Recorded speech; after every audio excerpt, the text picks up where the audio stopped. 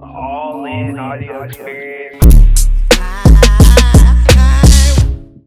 Yo, what's up, everybody? It's the All In Audio Experience, In man. Trent, where Orlando, you at? man, we got a special guest. We got Justin Hill in the building. Look, Morehouse What's going on? grad, What's going on? Case Western grad, Yeah, owner of J Hill Firm yeah. LLC. Talk Multiple about it. articles. Also an artist. Multiple Don't forget the EPs. music. Yeah, yeah. Don't forget the Just dropped music. a single Yeah. with Monroe Flow. That's big. I mean, we can go on and on, man. How you doing, bro? I'm well, man. I can't complain. I'm blessed. I'm living. I'm healthy. All right, all right. Yes, sir. Yes, sir. Man, How y'all boys living? man, we living good, bro. We living good. Blessed as well. Good. Let's hop into it, bro. This is my first time meeting you, man. So let's just give the audience a little bit of background about yourself. Let's start with the law. Well, What wait, made wait, you get wait. into the law field? Let's let's backtrack Okay. because he got an unconventional way Okay.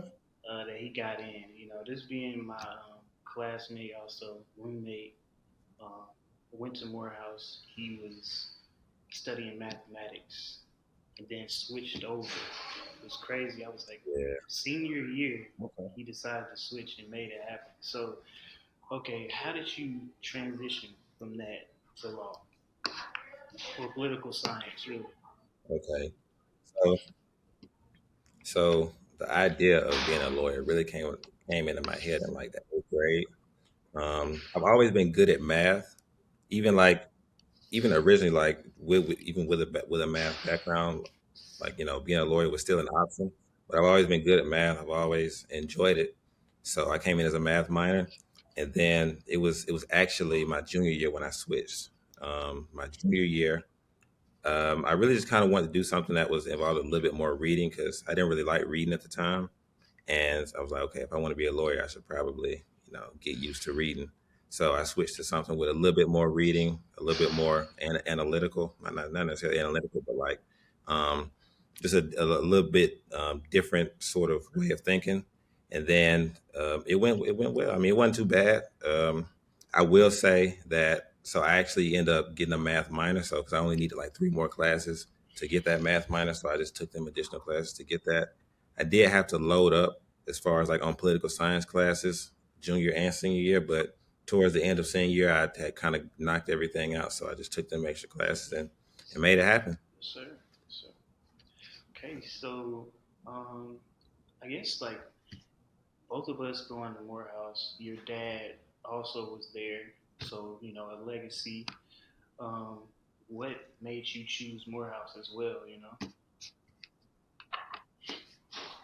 So I'll say just I liked Atlanta to be honest. I always said I wanted to go to a HBCU in a big city. I was really considering Howard strongly for some time. I got into Howard. No, they didn't give me any money. So that was I mean, Morehouse gave me a half scholarship. So that was a big consideration. And then I was really trying to a little bit stay away from because I'm like my dad went to Morehouse then, my brother also went there 4 years. So I just kind of really wanted to consider going elsewhere. But I mean, apparently it was just meant to be because ultimately that's where I ended up going now. I enjoyed it. I don't regret the experience. Yep.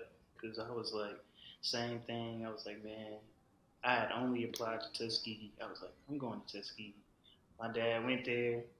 Tyree Oh was yeah. there, so I was like, let me switch it up, and then ultimately made the decision too. So, yep, I get it, get it. When Yep, it's meant to be, facts. it's just meant to be. For sure. For sure. And Yeah. also, I don't know if everybody knows, but I was born in Huntsville, by the way. I moved to Montgomery when I Yep, was yep. three. So Also, so yeah, yes, shout sir. out to the 256. Shout out to the two. With y'all both being Morehouse men, man, what's some of the principles y'all learned like while y'all was there? Go ahead, Jay. Yeah. Well, You want to start off, Trent? Okay, I can start. As I say a big thing that I learned was if you want to get something done, you got to stay on top of it. Like, because especially like when you're dealing with stuff like financial aid, and it's always something like housing. It's always something. If you don't stay on top of it, then it can definitely easily fall by the wayside. So if you want to get something done, you got to stay on top of it and make sure it get done. Um, Mine would say I would like as a Morehouse grad and just going there. There's so many different ways that black men are seen. Um, it was the first time going somewhere and seeing so many dimensions of ourselves. It's not one route to being successful. Um, you can look this way, you can have fun, you can do it so many different ways, and it can just kind of open my eyes to just being more, free about how I want to move about things. Just also just made me want to be great too, just seeing everybody else around me. So it's just a great environment overall. And add on that, I'll say another thing I learned is you got to run your own race. So I know I'll say going to the AUC general. The AUC has kind of like this elite culture because a lot of people come to the AUC for money. Like, I didn't realize that so many black people came from money. The world, how you think that all black people are out here poor and in poverty? No, it's a lot of black people out here with money. So you go out there to the AUC and you around people like people coming in like on freshman year got internships at Goldman Sachs. They parents plug them in. People going to Facebook, Apple, all of that stuff. Like they own it. And to be honest, like I know when I first got to Morehouse, I mean, I took it, I was serious, but I was like my first couple of years, I wasn't I wasn't on it like that. Seeing everybody else, doing their thing, and sometimes you may see yourself maybe not in the same place as some of your peers, and sometimes it can make you, feel some type of way. But you can't look at that like everybody, everybody got their own race. So, and then like also you don't do things for whether it's the affirmation of other people or for necessarily for something in return. Like when I started doing the things that I genuinely cared about doing and was passionate about doing on campus and stuff, that's when things started falling into place. So yeah, you just got to run your own race, figure out what it is that you want to do, and you just got to move on at your pace, at your time.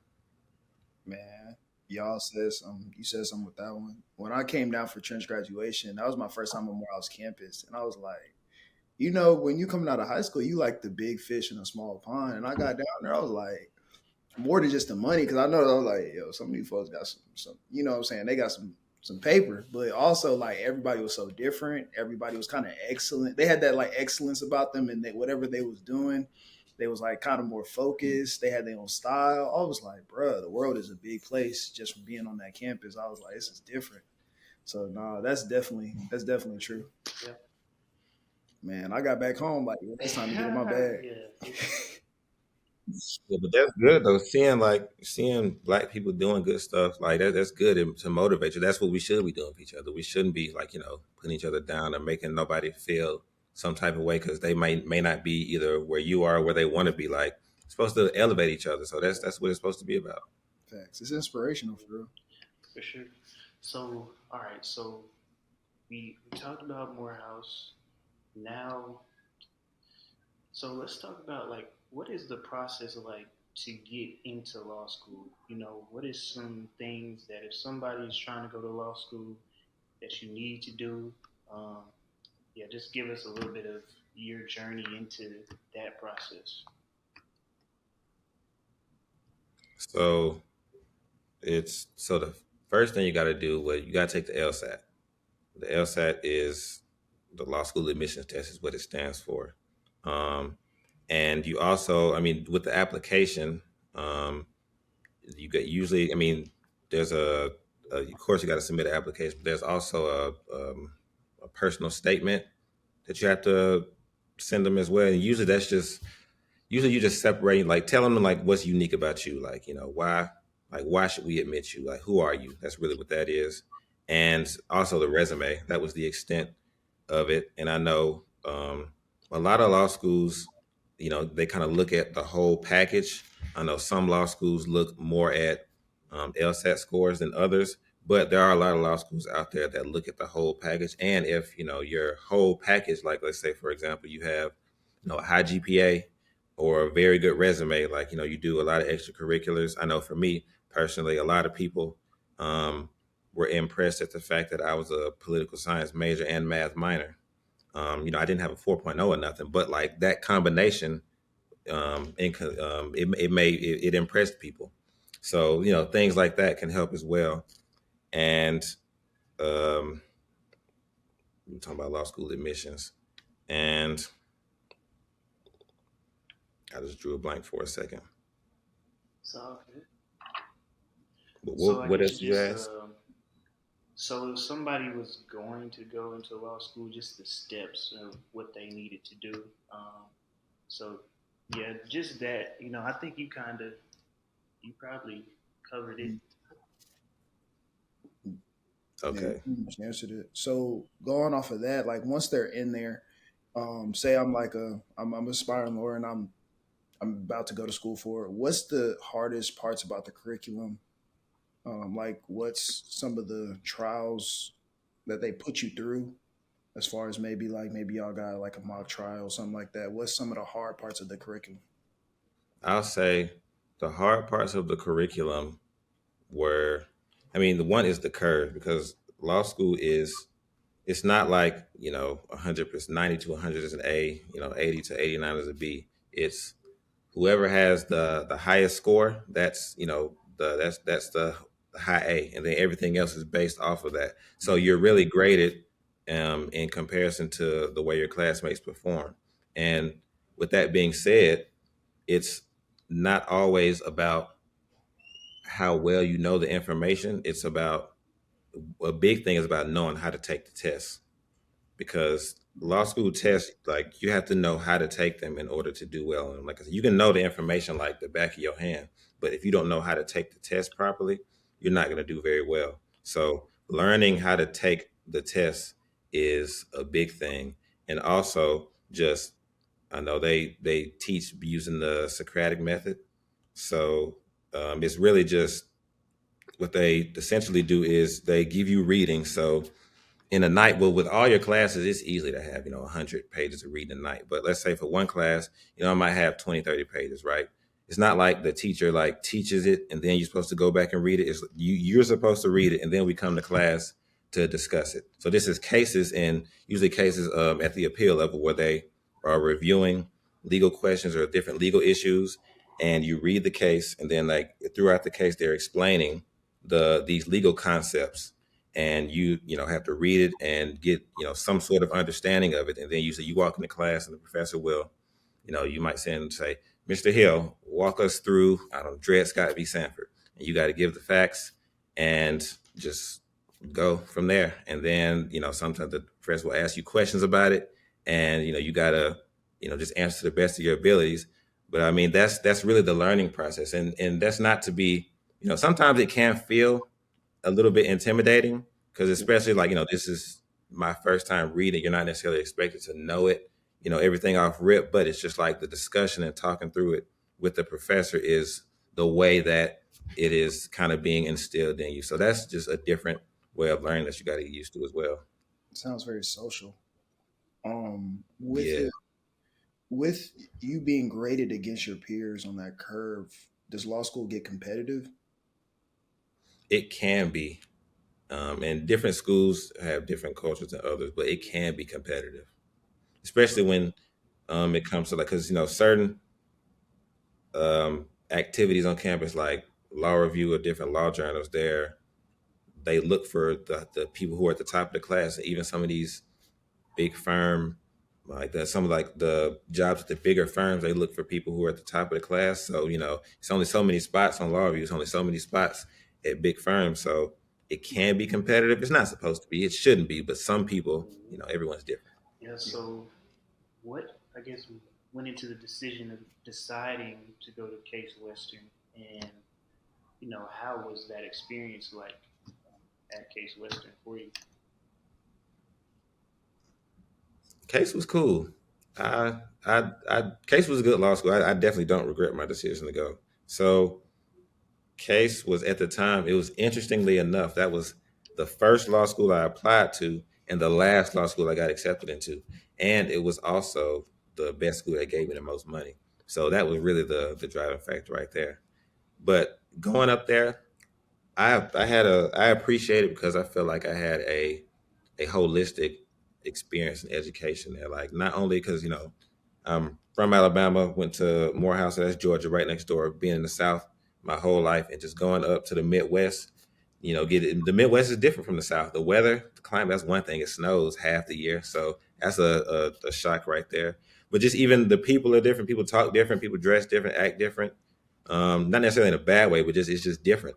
And just getting out there to see that and seeing how people move in different areas of the country, it's a that alone is an invaluable experience. On top of getting a good legal education as well. So I had a case was cool. I enjoyed my Yeah, time up there. Ohio, I know Trent. How you feel about man, that snow in Ohio? it's nothing like Cleveland though. Dayton was decent. So Cleveland is worse. yeah, I went up to visit him in Cleveland, and I was like, man, this is ugly, bro. It's windy. The city was just. I think it was late at night. It was still snow on the roads. They be plowing Yeah. all day, and like at least in the main areas. You downtown, it's still snow everywhere. I'm like, all right, interesting.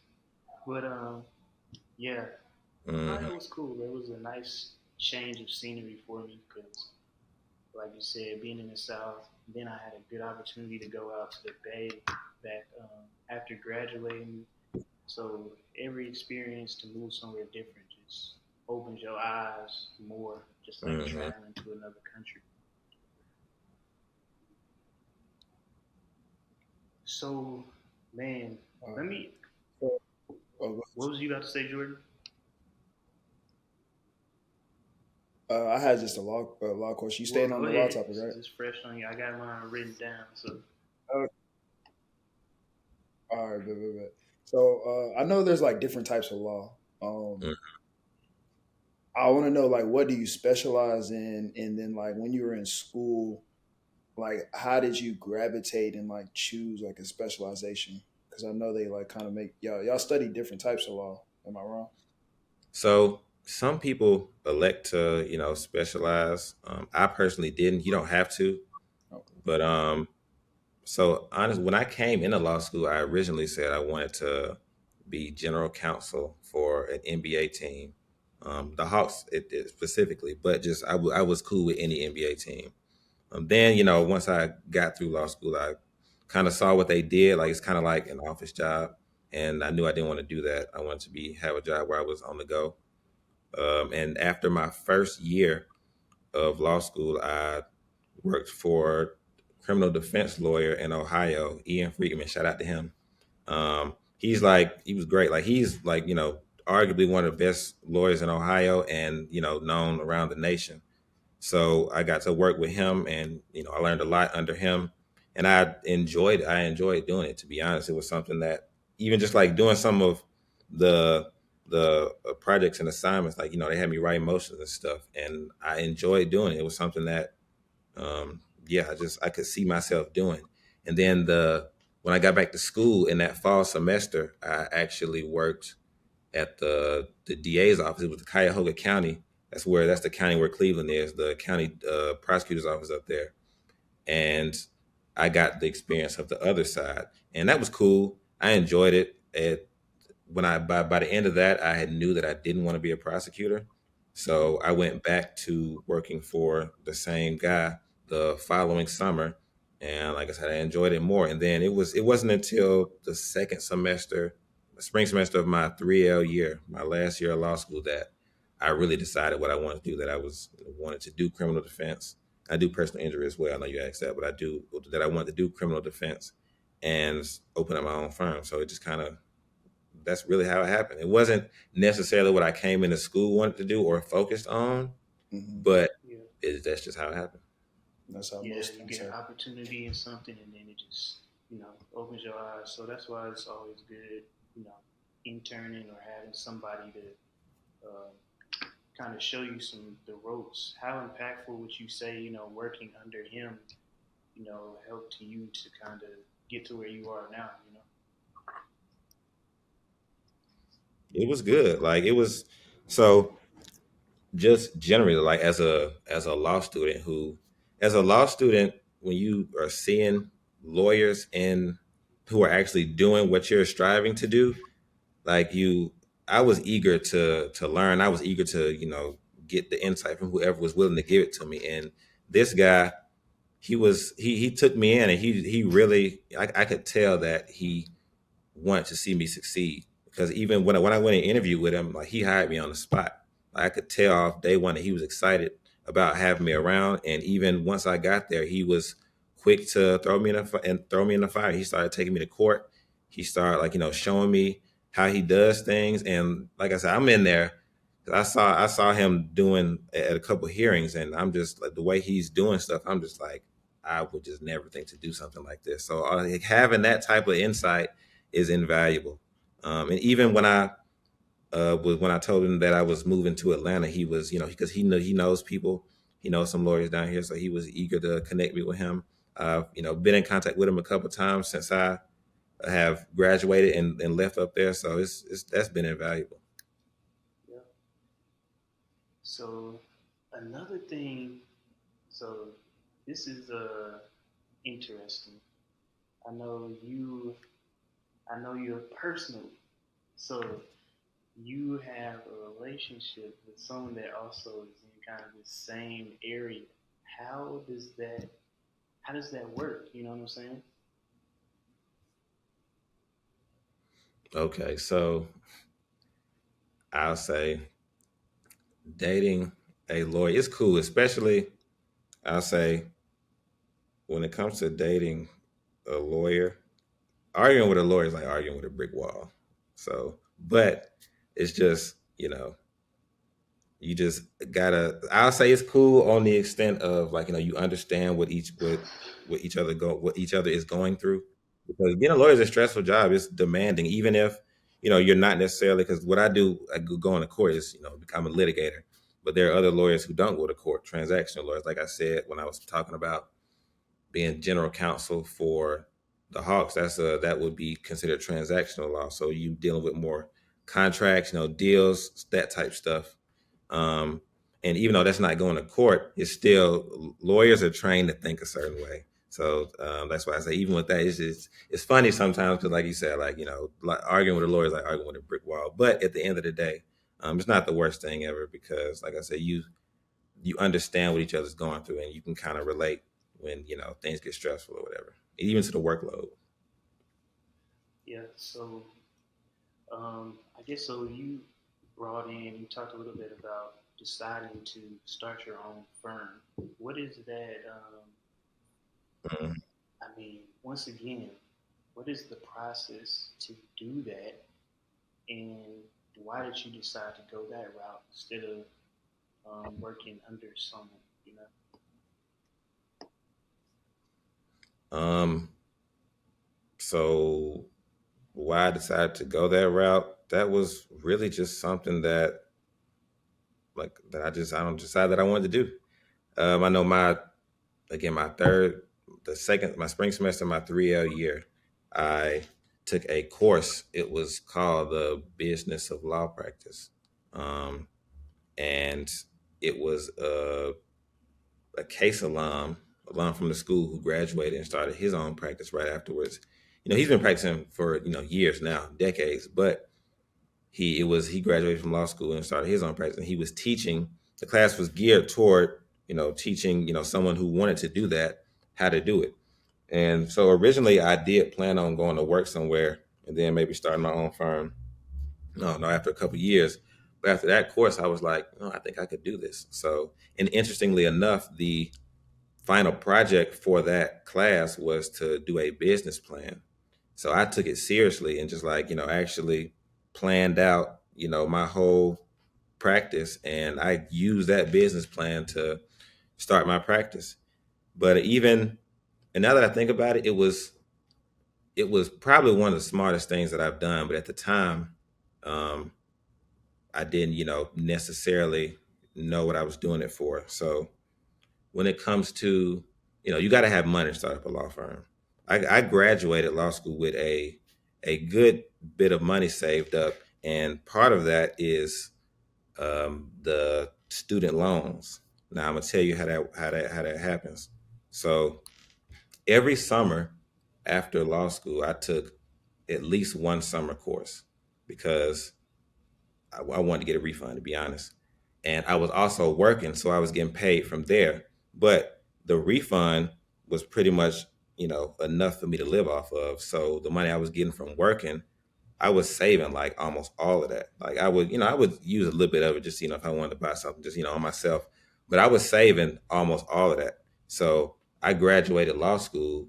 I had I had probably around like $10,000 backed up just when I graduated law school, and then I started. I got while I was after I took the bar exam because I took it in July, and then I the results come out in October. So that's about 3.5 months were a waiting period. So I had a job there where I was also saving more money. So um, that allowed me to be able to just once I got them passing results back, I just able to hit the ground and be going. So now that in hindsight, even though I did at the time, I didn't necessarily know what I was doing it for. In hindsight, that was probably the smartest thing that I have done. And then I still haven't paid a dime back on my student loans yet. So that was essentially a free business loan Yeah, when you think about it. so I like finally found out that hack in grad school because my stuff was paid for, but yeah, I was like, man, I was scraping to get by. It's like, damn, what if I apply for this? Then you get that refund. It's like, you can apply to a lot of different things. So that is something that a lot of people don't talk about. A lot of people go to spring break, use up their refund or whatever the case may be. Hmm. But it can be used to live. It can be used to save for a rainy day or your future business or whatever. So that's what we need to try to, let people see. The Yeah, city of yeah, they Miami, be making that refund in Miami. Yeah. bro. City of Miami made a bill I off them swear. refund checks, man. Miami was jumping during the time. So, bro, you brought up the bar exam, and I want to get back to the Mm. business in a second, but I just have a quick question. What's the bar exam like for anybody who might be trying to get in the law? So the bar exam is tough. I'm not even gonna lie. And okay, this is also what I was when my mind drew blank earlier when I was talking about the law school admissions process. This is where my mind drew blank. So the bar exam, it is tough, but it's not impossible. It's not impossible at all. And what I was gonna say earlier about the LSAT is make sure you put the time in because the bar exam is where I really noticed that if you sit down and put the time in, like you can get stuff done. Because I bought this course Barbary. It's a couple different ones, but what I use was Barbary, and basically it's a 10-week course, and it's like when you're doing that, that is your full time job. Like there is no you can't work that is your full-time job. And I don't remember the total amount that I studied, but I think by the time I was done, it was probably like about 400 hours worth of studying that I had done over like the past 10 weeks. um but like I was very prepared for the exam. I did a lot better than I thought I actually did. So like I know even going into it I was real nervous because it's a 2-day test. It each it's 2 day and it's all day each day, like a whole like 8 hours or something like that. But and I was honestly concerned about being able to sit down and take a test for that long. That was because just, I know I get rested sometimes. My mind might wander, so I was concerned about that. But after putting the time in and preparing, you know, effectively, it mean the adrenaline was going during the test, so it wasn't even like I Yeah. didn't even think about it like that. I was so prepared and so ready to take the test that the adrenaline was going, and it actually flew by, to be real. But I just said all that to say, when it comes to the LSAT or the bar exam, if that's something that you really want to do, you just gonna have to bite the bullet, fall in a hole. I won't say necessarily 10 weeks for the LSAT, but the bar exam was definitely 10 weeks. But the LSAT, you might have to take some time to fall into a hole and just maybe whether it's cut your phone off, tell your friends, like, I'm sorry, I can't be going, I can't go out, I can't go get drinks with you, I can't kick it with you, I can't skate with you. No, I'm just joking on that one. But I mean, sometimes that's just what you got to do. But it'll pay off though. For sure, for sure. So with the bar, do you have to renew it, and also like do you have to take it again if you want to practice in different areas? You so you don't necessarily have to renew it, but you do have to get what they call CLEs, continuing legal education. There's so many hours of basically learning, just continuing to learn. You Okay. have to get no in Georgia, it's 12 hours every year. Some different states do, and some states might do. If I'm not mistaken, Ohio does like 24 every 2 years or something like that. But every state has some sort of continuing legal education requirement to, just keep abreast of new laws because new laws are always changing. Like new cases coming out that are changing things. And if you're not continuing to learn, then you're going to be way behind. So that's a requirement. But if you want to go to a different state, so a lot of states take what they call the UBE, is the Universal Bar Exam. So I think it's like around 30 something states that take it. And if you pass that bar exam, you have a score high enough, you can just it's a fee and an application process, but you can just waive into any state that accepts that bar exam. But every state doesn't do that. And Georgia is a state that doesn't do that. So Georgia is you have to take the Georgia bar exam to practice in Georgia.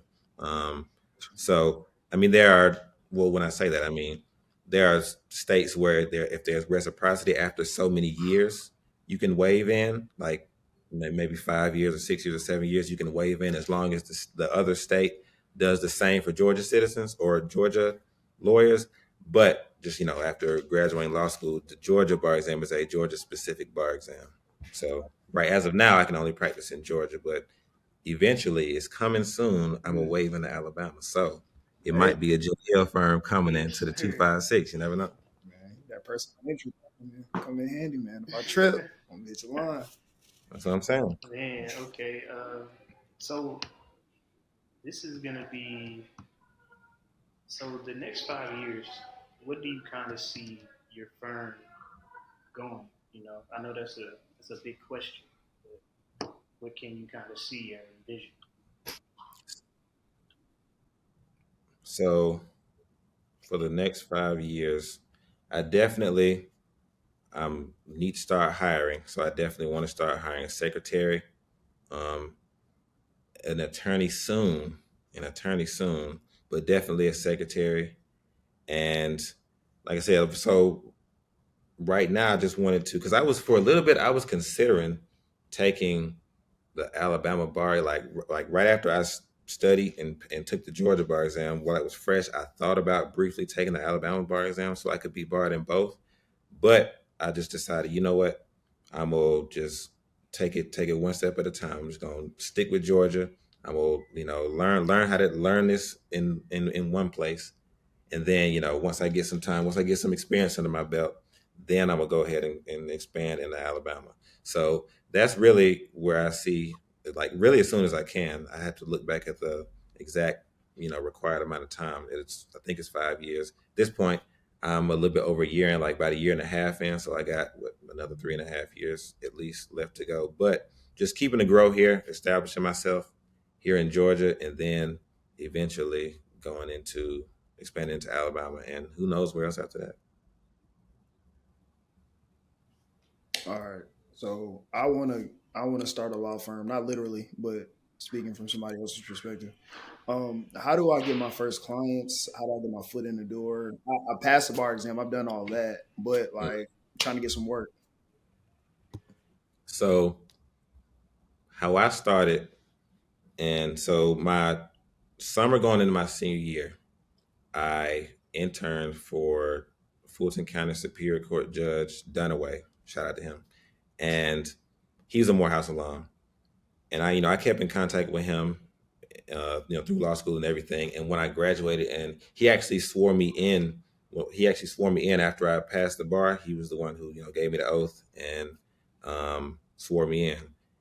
And I told him what I was doing, and he put me in contact with his wife, who is a lawyer as well. She has a criminal defense firm, and what I started doing, and this was like it just happened like the job that I told you I had.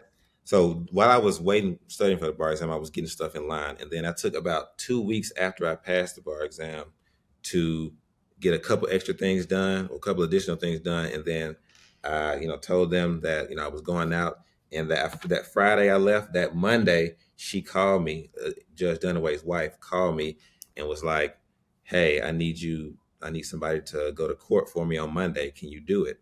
So this is like literally like my first time going. I'm a brand new lawyer, first time going to court, and I was walking into a bench trial on a DUI at that. So yeah, she asked me to go to court for her, and I went and I did well. I accomplished the mission, and after that, I know she told like her law partner, and he actually hit me up the next day asking me to do something for him, and then his girlfriend, who's a lawyer, hit me up and started asking me to do stuff for her. And then from when I would go to court, like whenever I would see people who look cool, especially black people, black lawyers who look cool, dress nice, and they just look like cool people, I just go up to them and start talking to them, like, "Hey, like, introduce myself. I'm Justin. I'm a new lawyer. Let's connect. If you need anything, let me know." And then from there, I started meeting people who would ask me to do the same thing. People started sending me clients, sending me cases, and it really just kind of So came for from you to there. have a foresight way back to kind of tap in, I guess with that at Fulton County when you was working there, and then that to kind of just have this domino effect of people that can just vouch for you and help you get to where you are now, man. That's amazing. Um, Also, you said bench Thank you. trial. I don't know what that means. What do you mean by that? Oh, so a bench trial. So it's two ways to have a trial. You either have a jury trial, a jury of your peers. We got the 12 jurors and you're arguing to them, or you can just have a trial where it's just the judge. The judge is, the fact finder and the decision maker. So yeah, that's the Got difference you. between the two. That's what I mean by that. So that's like the TV trials with Judge Judy and them. Yeah, yeah, yeah. All right, that's a bit. That's a bit. No, that's dope, bro. And it's crazy how like it's you still gotta hustle no matter what field you go in to get started. You gotta talk to people and just ask. You know what I'm saying? Ask for work, and that's pretty crazy. Yeah, definitely. You can't be scared. Like, and that's I figured out a long time ago that if I'm ever in a situation where the worst thing somebody can tell me is no, then I mean I'm shooting. Like, if I don't know if I got a question, if I need some help, if I need something, if I can just go ask. If the worst they can say is no, so shoot, why not? If they say yes, cool. I got a mentor. I got somebody who will give me a case. I got XYZ. But if you don't ask, the answer is always gonna be no. Okay. Shoot or shoot. Shooter, Shoot or shoot. shoot. Yes, sir. So man, I need a crazy trial story. What's an odd trial that you've had to pick up before? So I've had I've had a lot of cases, to be honest. Um, I've had a lot of crazy. I've had cases from. I mean, I don't know about odd, but I guess just when I say like I can just give you examples of some charges that I've handled. Like I've handled stuff from I don't know speeding tickets, DUIs, domestic violence stuff, all the way up to kidnapping, RICO, Okay. um, armed robbery, aggravated assault. I've done a lot of stuff. You know we're gonna have to dive into it, man. Sharon, Yeah. Let me you wanna bring the big one? Justin's video kind of stop. Okay, I can hear you You now. said mine stop? Um, I don't see y'all. I You don't see. see us? No, I Well, don't the see good y'all. thing, this thing's still gonna record us no matter what. As long as we can hear you or hear each other, we should be good. Yeah, y'all look fine on mine. Yeah, y'all look fine on I'm not sure what the issue is, but okay, if we Yeah. good, we So can keep yeah, going. Jordan, go ahead. What I'm about to ask about how my man made national news, bro. So I was gonna let you ask it though. I feel like you're a little bit more informed than I me, Trent. mean, since I mean we haven't had a discussion since that's happened, you know. So yeah, we Okay. both kind of new to I what's going mean, on. that whole thing, it was I wasn't intending on that to get that big, to be totally honest. It was just so I was given a argument that was a whole 20-minute argument, by the way, and also I wasn't talking to the judge. I wasn't calling the judge cap or nothing like that. So let's dispel that as well. I was talking to the prosecutor, and like I said, I had given an argument. I was trying to get some evidence excluded from the case, and when he got up and responded, he was just being like, just kind of flippant and condescending. So, and then, like I said, he misrepresented something that I said. So I got up there and I just addressed that very briefly, and then just kept it pushing with the rest of my argument. And then, like, then it just kind of blew up from there. It was at like after I finished my argument, I sat down, and not even 10 minutes later, my phone just started blowing up. I was like, what in the world? And then like everybody in the courtroom, like it wasn't even that deep to everybody in the courtroom. Like it went over a lot of people's head, to be honest. That's why I You was know, like, they even understand what you said, oh but yeah, it went over a lot of people's head. It was, I mean, there were people who understood it, but it went over a lot of people's heads in there. But just the internet just blew it up into this whole huge thing, and you I know, don't know. yeah. It's people are Charlotte, funny. Charlemagne had his comments. He's like, Yeah, these young lords, these new age kids. I was like, bro, I feel like it's just a different. It's just you the new generation of lawyers. So I feel like it wasn't that yeah. serious, especially since you know Don't what play. But you did that's the work. Exactly. Like, don't play me. I'm but out here that's the beating cases, thing, man. though. Don't play People me. will take a clip. You just said you had a 20-minute argument before saying that. They'll take a clip Yeah, and try to ruin exactly, everything, or discount exactly. anything that came before that. So that's uh that's another thing that's just crazy. But working on that, also like Yeah. phones being inside of like a a room, a case like this, is that common? Is that So that particular incident, well, just generally, there aren't. I mean, lawyers can have phones, and just like the other, like the officers and stuff, can have phones, but people like there actually aren't outside people, just like guests, people from the community invited inside the courtroom, and even that, I mean, there are cameras in there, so I'm assuming that probably it was probably somebody watching because it was live streamed on the Law and Crime Network. I'm assuming somebody was watching and probably recorded it from their TV or whatever. But um, I doubt that was someone from the courtroom who did that. So what are the cases where like they have to have somebody in there drawing because cameras aren't allowed in? Like Oh, what you mean? I feel like there's like those cases where like they'll have somebody in there like drawing like the courtroom, like because there's no camera. Oh, oh, to be honest, so those are cool, but I don't know if that's just somebody who, like an artist who just decides to do that, Oh, or I don't know how that works, but those are pretty cool. If someone ever caught me off those, that would yeah, you but be let's still got to make get that that. dope. You Yeah, still got to get that that. would make that happen. get that situation. Uh, Yeah. okay, get into a more serious topic though that I've seen like you address pay for public defenders. Oh yeah. Yeah, I just want to let you address it real quick. Speak your thoughts on it.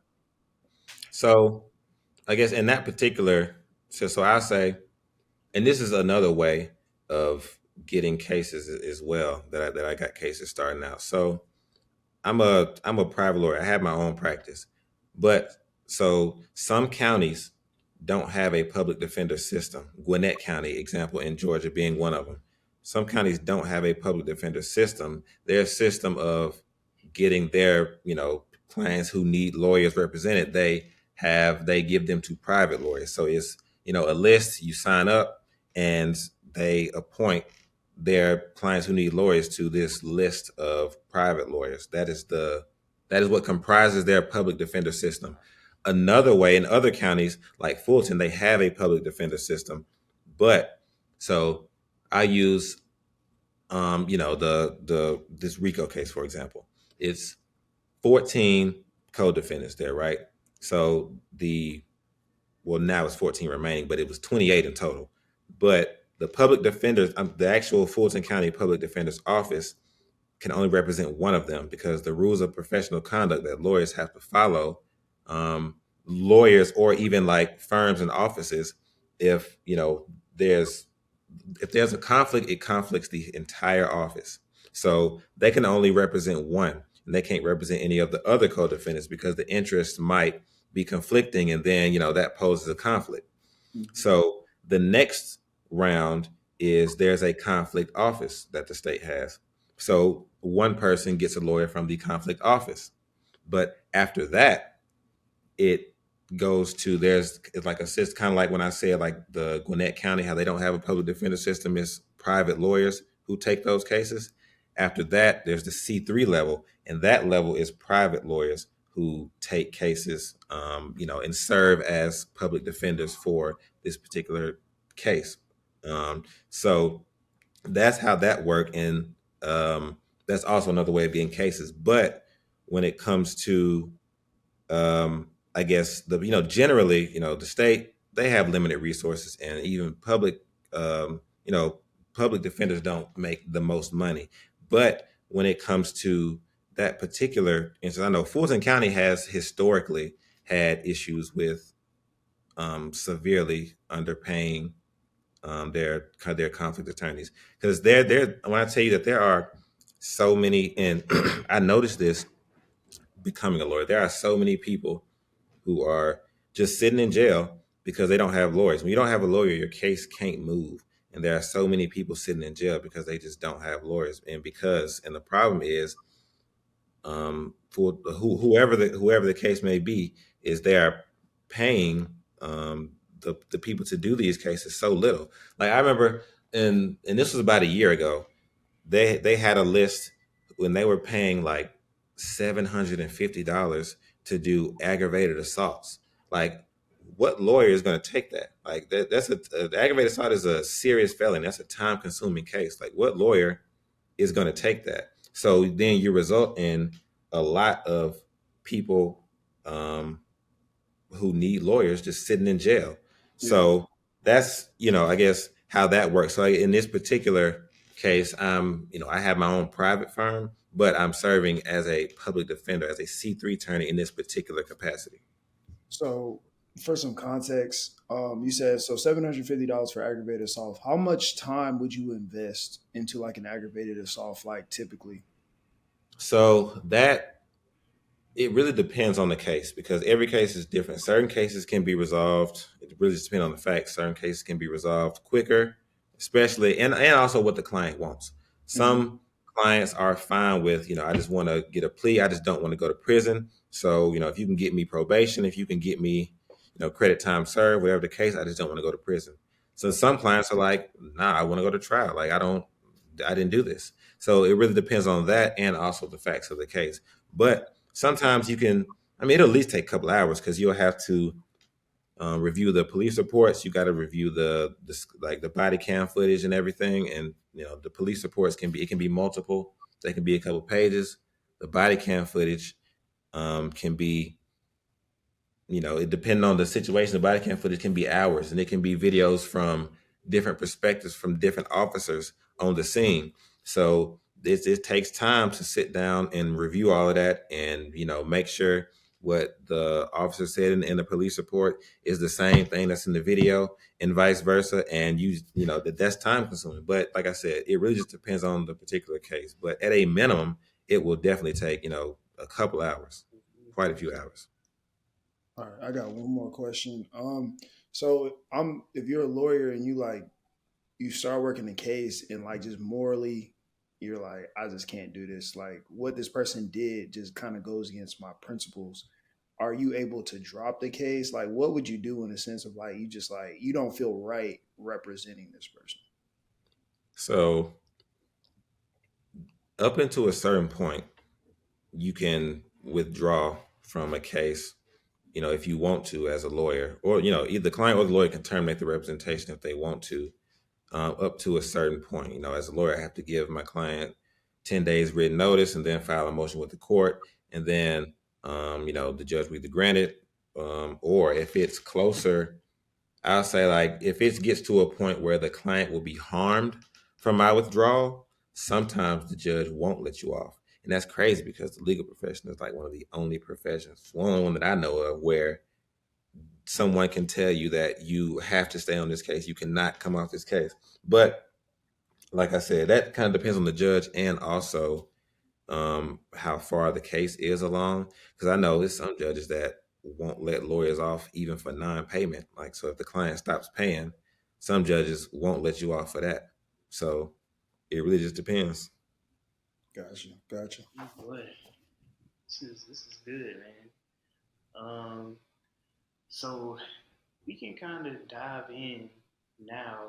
Like your marketing for yourself, for most might would say is a little bit different from most people in this profession, whether it's musically um, or whatever the case may be. So, like going into music and using your music also as a way to promote your brand as a lawyer. How did you come up with this idea for merging the two?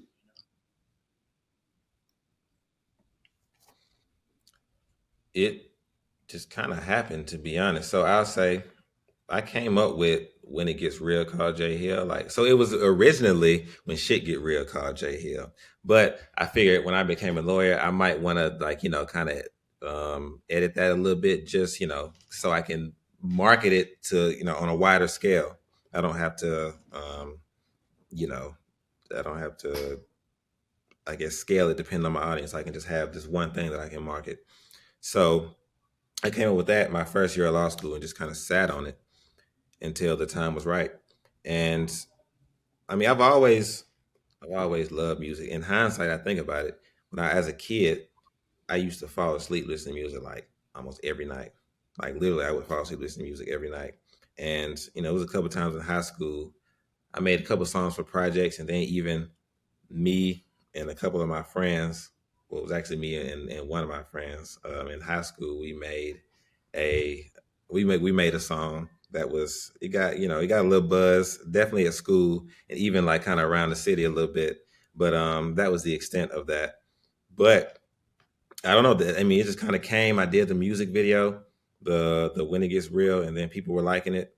And then I decided, okay, well, I guess I'll drop an EP. I'll see what happens. And then I did that. People were liking it. People were like, okay, when the next one coming out? So I just said, I see where this goes. And then I dropped So Real back in January. Y'all check that out. It's on all platforms, by the way. Um, yeah, and at this point, like, it's something I enjoy doing because I know, especially as a lawyer, it can be a stressful job, especially doing criminal defense. And I mean, you got to have an outlet. You got to have something to do to, relieve stress and just be a person. So that's one of the things that I just kind of picked up and like doing. So it's a hobby. It's really a hobby at this point, and I'm gonna keep going until I don't know. I'm gonna keep going until I feel like not doing it no more. Yeah, that's dope. That's dope. How'd the collaboration with Monroe Flow come? So that one. So when I dropped Bankroll, that was back in October, and just sent it. I just hit him up on Instagram when they sent it to him, and he hit me up, and he was just like, "It's dope. I'm rocking with it." And I was like, "Let's work." And he was like, "Send me your number." So he actually called me that night.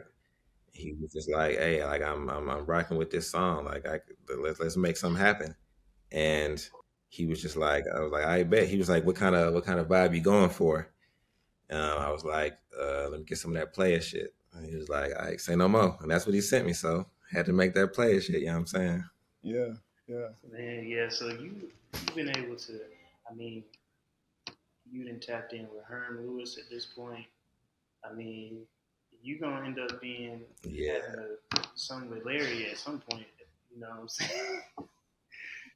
Hey man, I'm hoping Is it's that a coming, is man. that a goal or Let's do it. you just kind of, you Hey, okay, yeah, yeah. yes, Lord. Yes, Lord. Oh man, bro. Yeah, Well, gotta make that happen. There's a couple folk I really want to work with. I would like to Schoolie, because like as a kid, like growing up, like rich kids, like Schoolie, that was man, Schoolie had everybody thinking they could sing, man. So I'm definitely trying to get a feature from Schoolie. Schoolie, Um, man. yeah, man. So, but yeah, I don't know. It's a couple folk I'd like to work with Man, though. used to have that school we playing Oh, all the time. So yeah, right. Exactly. You remember. uh, Nah, that's yeah. fire, bro. That's So I guess on top of that, um, damn, I had a question. Now my shit didn't left. you got any questions for us Yeah, while we yeah. waiting for Trent? I mean, so you never tell me what do you do, Jordan?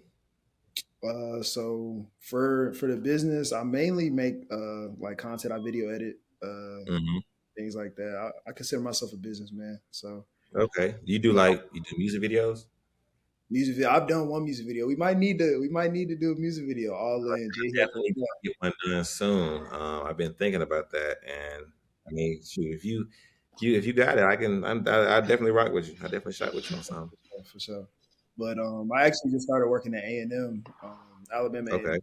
A&M. So I'm doing Okay. video Cool. editing and marketing for them. So that's really what I Okay. am, bro. Just a businessman, but then like on the marketing side, that's what I be.